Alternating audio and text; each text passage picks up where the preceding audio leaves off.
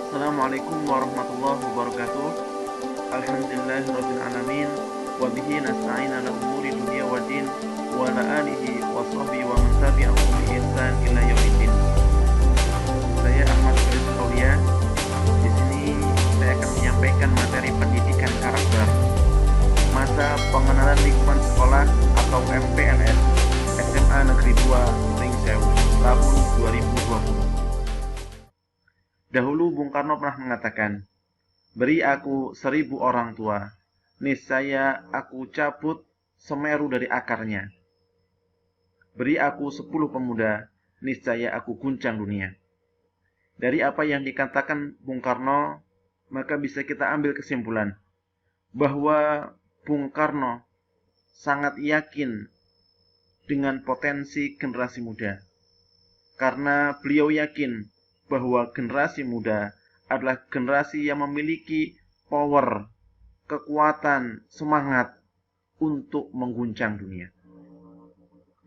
Nah, sekarang pertanyaannya, di masa yang semakin canggih, di masa globalisasi seperti ini, apakah generasi muda Indonesia mampu untuk mengguncang dunia seperti apa yang dicita-citakan oleh Insinyur Soekarno?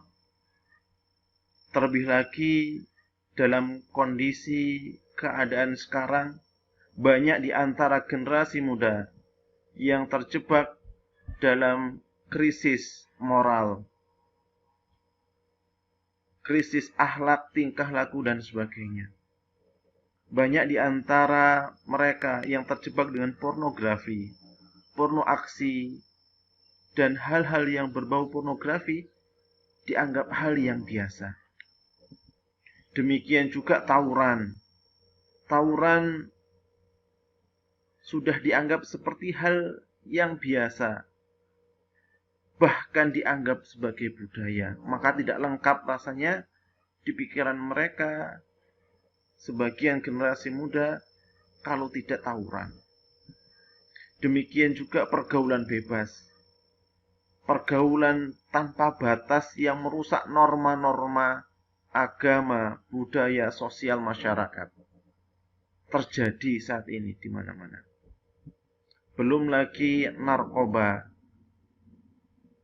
Sangat darurat sekali narkoba di negeri kita. Kebiasaan menyontek. Karena malas belajar, akhirnya mengambil jalan pintas untuk menyontek. Demikian juga bolos sekolah karena jenuh untuk menuntut ilmu. Penyebab dari kenakalan remaja itu sendiri ada beberapa faktor yang mempengaruhinya. Yang pertama adalah kurangnya kontrol diri para remaja terhadap lingkungannya. Bisa jadi lingkungannya adalah lingkungan yang buruk, sehingganya mempengaruhi tindak tanduk dan perilakunya. Karena remaja kurang memiliki kontrol diri yang baik, maka dia terpengaruh oleh pengaruh lingkungan yang buruk tersebut. Kemudian yang kedua, mengapa kenakalan remaja itu muncul adalah karena adanya masalah secara psikologis yang mempengaruhi jiwanya. Maka sebagai pelampiasannya yang dilakukan adalah bentuk-bentuk kenakalan untuk mencari perhatian. Kemudian yang ketiga, salahnya pendidikan. Karena salah pendidikan, maka anak terdidik dengan jiwa yang keras. Kemudian yang keempat, lingkungan yang penuh dengan kriminalitas. Maka seorang anak yang tumbuh di lingkungan yang penuh dengan kriminal, dia secara tidak langsung akan belajar tentang sesuatu yang berbau kriminal. Lantas bagaimana cara agar seorang remaja tumbuh dalam keadaan terhindar dari krisis moral? Salah satu caranya adalah dengan pendidikan karakter. Maka penting sekali yang namanya penguatan pendidikan atau pendidikan karakter. Karena dengan adanya pendidikan karakter, lebih lagi di sekolah, adalah solusi untuk mengatasi krisis moral yang sedang melanda di negeri kita ini. Apa yang disebut dengan pendidikan karakter? Secara pengertiannya adalah pendidikan adalah suatu proses pembelajaran pengetahuan, keterampilan, dan kebiasaan sekumpulan manusia melalui pengajaran, pelatihan, dan pendidikan. Artinya yang namanya pendidikan itu merupakan suatu proses yang terjadi terus-menerus, tidak instan, dan perlu melalui proses pengajaran, pelatihan, dan penelitian. Kemudian karakter. Apa itu karakter? Karakter adalah cara berpikir dan berperilaku yang menjadi ciri khas setiap individu untuk hidup dan bekerja sama, baik dalam lingkungan, keluarga, masyarakat, maupun dalam bernegara. Artinya, yang namanya karakter itu menjadi ciri dari seseorang. Kita bisa mengenali seseorang dengan karakternya. Oh, si Anu itu seperti ini. Si dia itu seperti ini, dan sebagainya. Jadi, kita bisa membaca, bisa mengenal karakter seseorang dari tingkah lakunya, dari cara berpikirnya. Nah, pemerintah sendiri melalui Dinas Pendidikan memasukkan 5 nilai utama karakter prioritas dalam pendidikan Indonesia. Apa saja? Yang pertama, pemerintah berusaha untuk menanamkan jiwa religius. Kemudian yang kedua, nasionalis. Ketiga, gotong royong. Yang keempat, integritas. Kemudian yang kelima adalah mandiri. Kalau dari sisi religiusnya, mencerminkan sila pertama, yaitu keberimanan terhadap Tuhan Yang Maha Esa. Kemudian nasionalis, menempatkan kepentingan negara di atas kepentingan kelompoknya masing-masing. Gotong royong, mencerminkan tindakan menghargai, semangat kerjasama, dan bahu-membahu menyelesaikan persoalan bersama. Karena yang namanya manusia adalah makhluk sosial, artinya tidak bisa dan tidak mungkin hidup sendiri tanpa bantuan orang lain. Kita lahir ke dunia ini saja butuh bantuan orang lain. Demikian pula manakala kita meninggalkan dunia, pasti merepotkan orang lain. Kemudian integritas, yaitu upaya menjadikan dirinya sebagai orang yang selalu dapat dipercaya dalam perkataan, tindakan, dan pekerjaan, yaitu menanamkan sifat kejujuran sedini mungkin.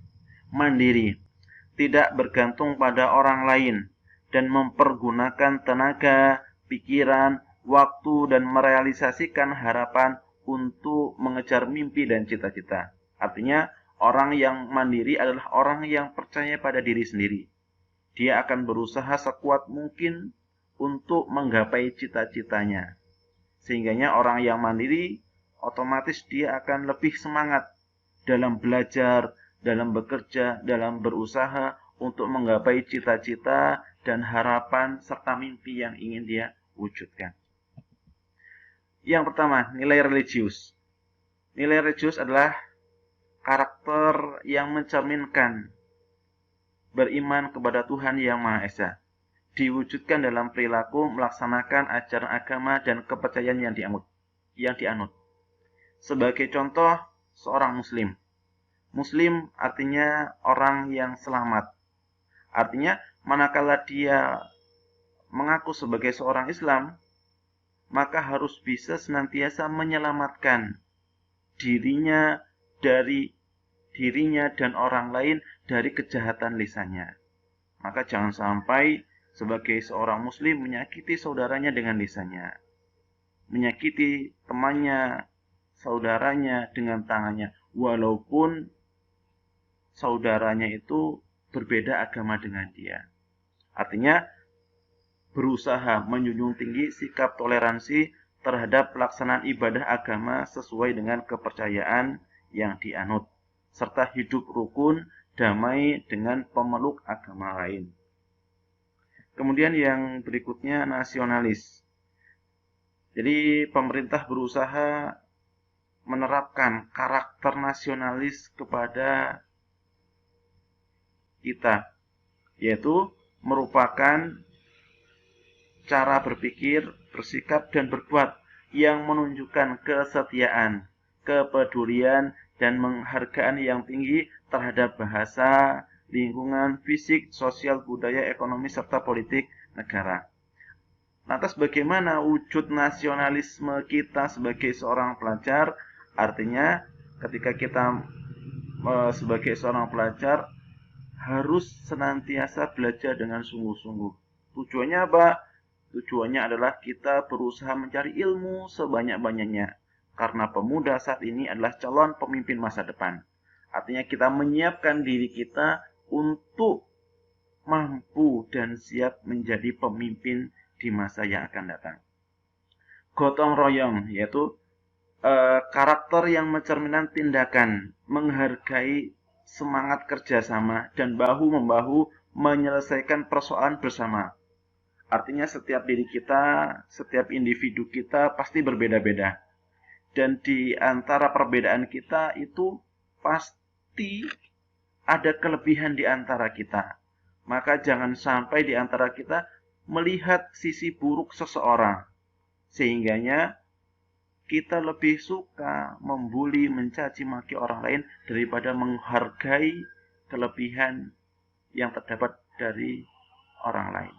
Kemudian integritas. Apa itu? Merupakan nilai yang mendasari perilaku yang didasarkan pada upaya menjadikan dirinya sebagai orang yang selalu dapat dipercaya. Artinya melatih kejujuran. Karena jujur adalah sesuatu yang mulai langka di negeri kita ini.